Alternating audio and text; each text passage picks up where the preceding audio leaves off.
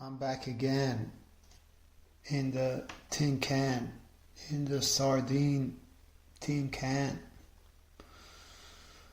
Thoughts from the underground. Man, all I can say is if RFK can run for president with his voice, then myself with my voice and my tin can audio over here in the underground, I can do whatever I want. So I want to thank RFK for pushing me and giving me legitimacy to do what I'm doing. Even though I have no listeners, I'm still doing it because I'm keeping it real. West Side. Anyway, I want to talk about stuff that's happening because I'm reading stuff online and it makes me laugh. So first of all, I'd like to start with a headline I've seen at Politico.eu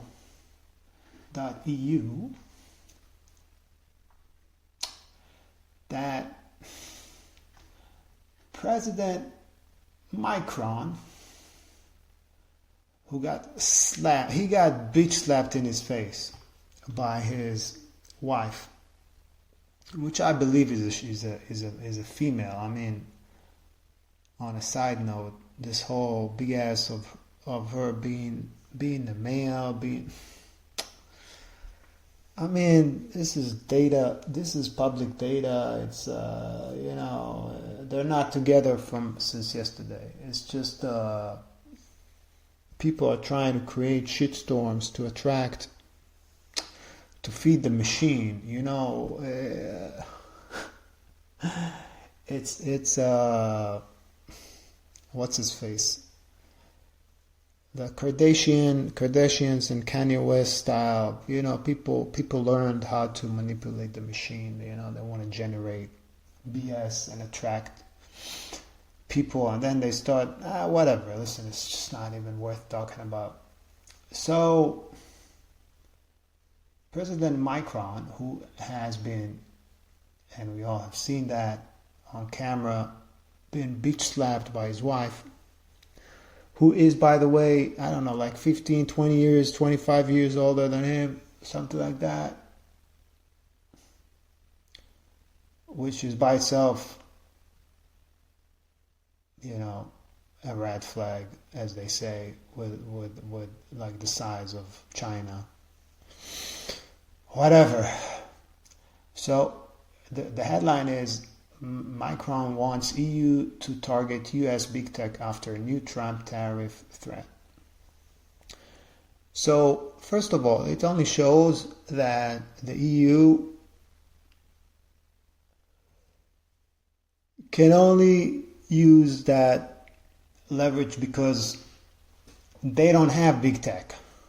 They have small tech. They cannot. All the services that they use, the online services, are US or, I believe, Asian services. Right? And what do I mean by that? They use Amazon, they use Facebook, WhatsApp, Google, Schmoogle, all X, Twitter, I don't know, whatever you want to call it now, XYZ. Everything is US, right? I mean, it might not have been developed by American per se, because many of the employees of those companies are H-1B visas holders, and the tech is being imported also by acquisition of, other companies from other countries.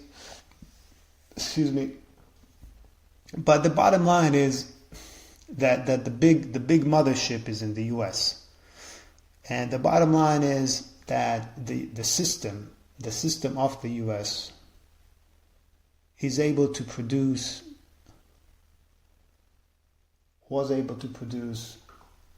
those type of companies and that type of innovation, and the EU has not. Now, I'm not saying the EU is not a good place, but this is the bottom line. So all they can do, instead of creating their own services, they're going to say we're going to target big tech with digital, what do they say, digital tax or whatever.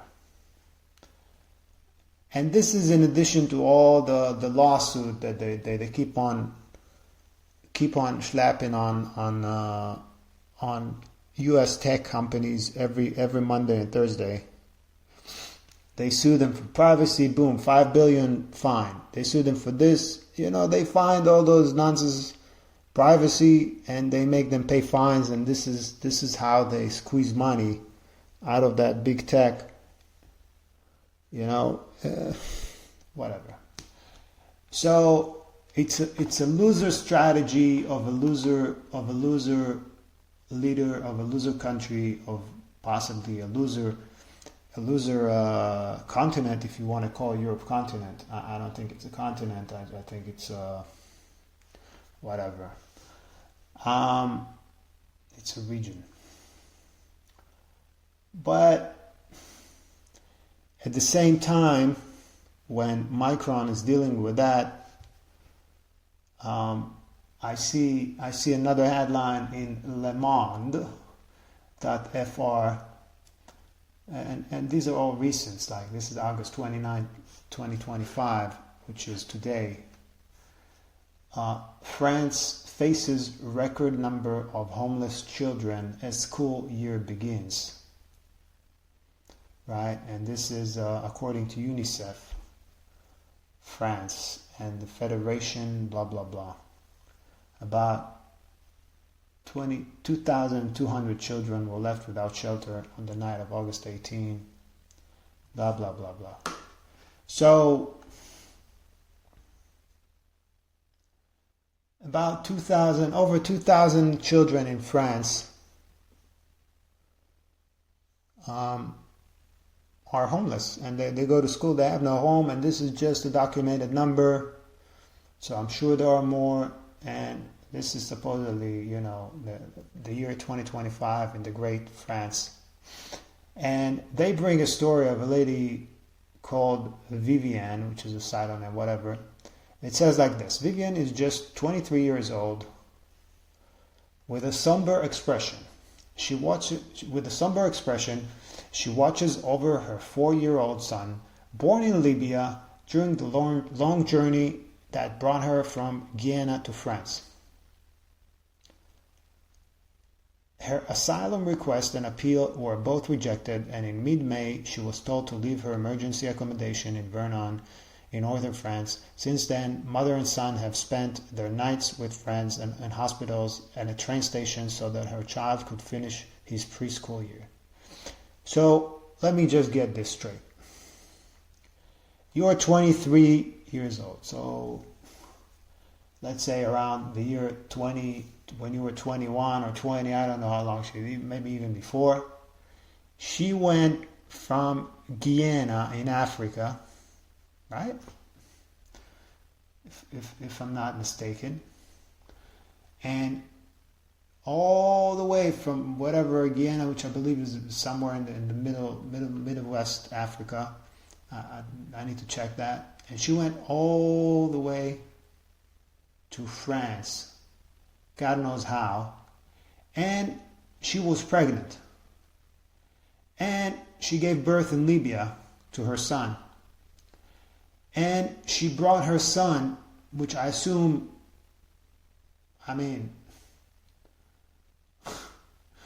it says born in Libya during the long journey that brought her from Guyana to France. So I don't know at what age was the son when she brought him from Libya to France.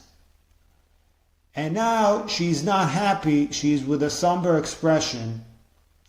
She watches her 4-year-old son while she's in France. So who is to blame here? Is it the French government to blame here? I don't know. Who's to blame here? Whose responsibility is that? Is that Vivienne's responsibility? for what she created, the life she created for her son. I mean, maybe she was raped. I don't know. I don't know the backstory, but this is just one example. Why would you even go all the way from Libya? And Africa is a large continent. All the way from Ghana to France for what? For what? What do you bring to the table of France? What do you bring? Do you bring money? Do you bring intellectual power? Are you a scientist? What do you bring? What can you do that is going to contribute to the marketplace?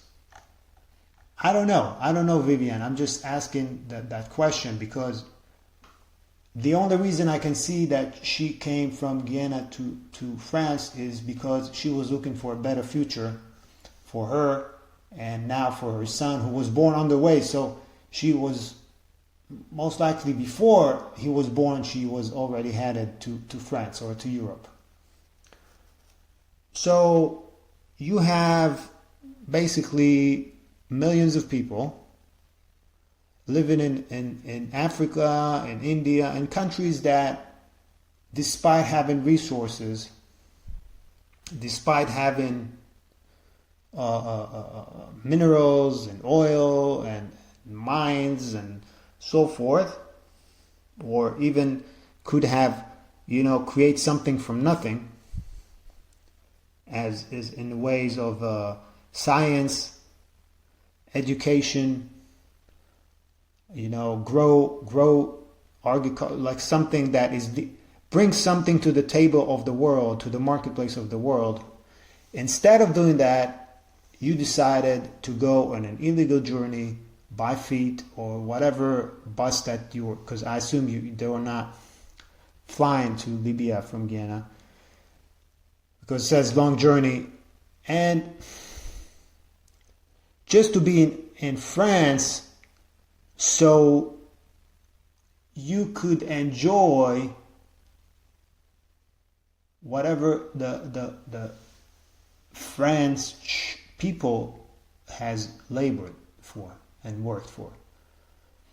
And I'm just saying France because this is specifically, but that applies to all of Europe. Now, I don't know. I don't think it's the right way, and I don't think it's going to end up well. And I think it's already not ending up well, because even for those people, yes, there are a lot of people who received help, and possibly many people who integrated. But, excuse me, there's about UNICEF said, okay, there's like over 2,000 children left without shelter and have to begin school. Excuse me. That means that, that means stuff is not, it's not well. And, it's not, and you see a photo in Paris of that shelter, of compound with blue tarps, and then you see blue tarps in the street of Paris, City of Lights, right? Blue tarps. It looks like a refugee camp made like 5 minutes ago. And then you see like a small African kids with an oversized shirt with no shoes walking around, and his mother is next to him. I don't understand. What is happening over here? Why is even France allowing this? And if they cannot handle, if those people are ending up being on the street with no shoes on the street of Paris, living in tarps, homeless, moneyless, foodless. Well, why is that even allowed?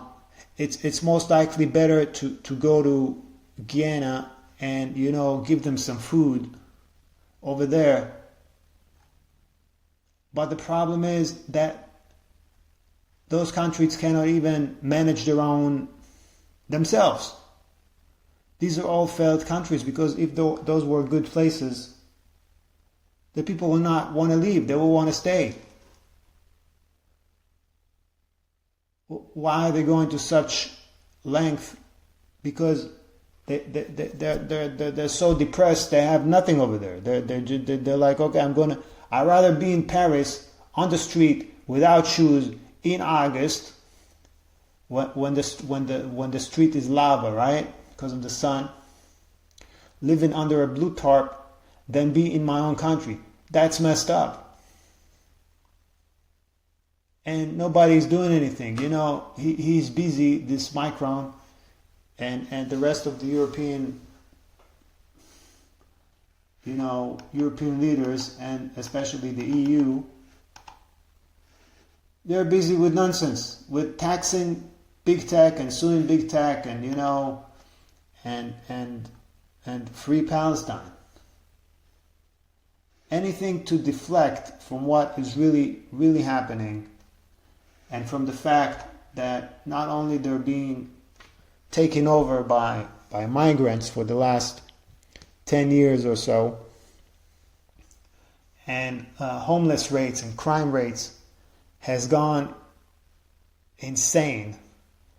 And instead of dealing with that, they're dealing with taking money from Russia. The European Commission wants to channel 200 billion of frozen Russian assets into Ukraine's recovery. This is according to Politico. Again, this is what's her face, von der Leyen. So you basically, because Russia is not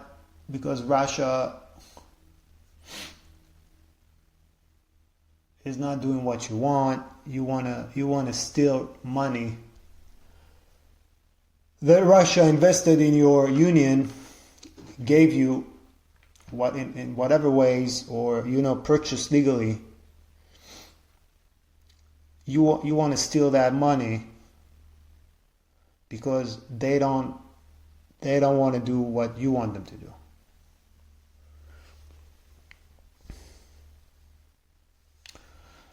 Okay. So why would anyone else is going to give you any money in the future? I mean, if you do that to Russia, why would a person is going to put the money in your banks? Maybe I'm exaggerating, but I'm just saying they have no limits, and they have no other ways to deal with it. So they're like, okay, we're going to take the money. Because the way I see it right now, the EU is in such a low point. And by the EU, I mean all the European countries. And I'm generalizing because I know some of them are more, they got it together and they're more like real, and others are more tripping. And the war in Russia and Ukraine is going technically for over 10 years. And they have not managed to stop it.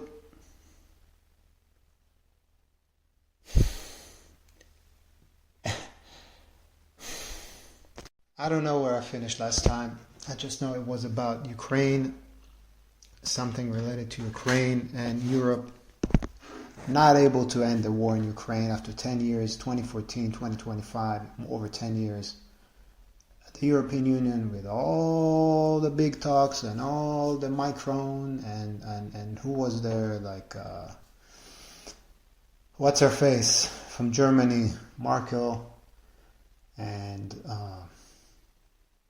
Boris Johnson, and von der Leyen, and Giorgia Meloni, and Biden from the US, and Trump. You are not able to end the war. You will not be able to end the war because Russia doesn't care about you, and they know how much you're helpless. They know that Europe is unable to even defend itself almost. I mean, yeah, okay, they have atomic weapons, they have a strong air force. Some countries Um, but as far as like army of soldiers fighting in the trenches like they do in Ukraine right now, who is going to fight exactly in France, in Germany, in Austria? Have you been to those countries lately? First of all, I would guesstimate, like officially it's 5 to 8% Muslim and migrant population in Germany, France, UK. These are the official records. I bet you it's more about 10-15% of the population, because they don't include Turkish people and they don't include many illegal amigos, all right, who are from either Muslim countries, African countries, and Asian countries that are not, they're not Taiwan and Japan or Korea, right? You know what I mean? And most likely a lot of Russians, and we're talking about 10% of the population that is already embedded in those countries. And this 10% of the population is not really patriotic. So who's going to keep those guys in check when all the good men, the strong men, are going to be in the front fighting Russia? Who are going to keep them in check at home when even now, at time of peace, they cannot keep them in check? Barely, all right? Like, if you follow the large German newspapers, Austrian newspapers, Sweden newspapers, if you look at the statistics, even though the statistics are being manipulated, you will see that every day there is a stabbing, there is an act of violence. Every once in a while somebody is driving into a crowd. In Germany, in Sweden, there are like bombs left and right. And what you read in the newspaper is just the tip of the iceberg, because you have places in France, places in Sweden, places in Western European countries that even the police cannot step in, right? Forget about DC, forget about New York, forget about Chicago. I'm talking about the police cannot even get in. They have Sharia law, right? You have places in Britain, in the UK, where it's the same story. So you want to tell me when all the strong and fit, men and women are going to be fighting and busy fighting the Russians, you will be able to keep those guys in check?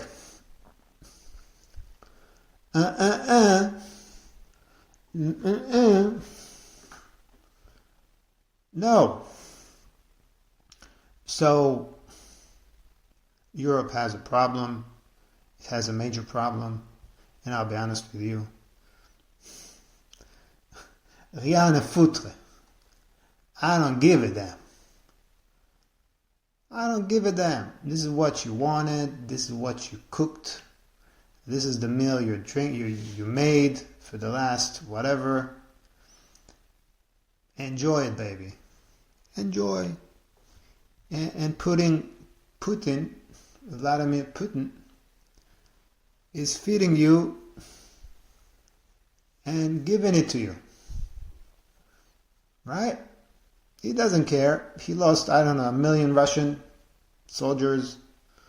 He doesn't give a crap. He has people fighting from North Korea, apparently some Chinese, if you can believe whatever you read online.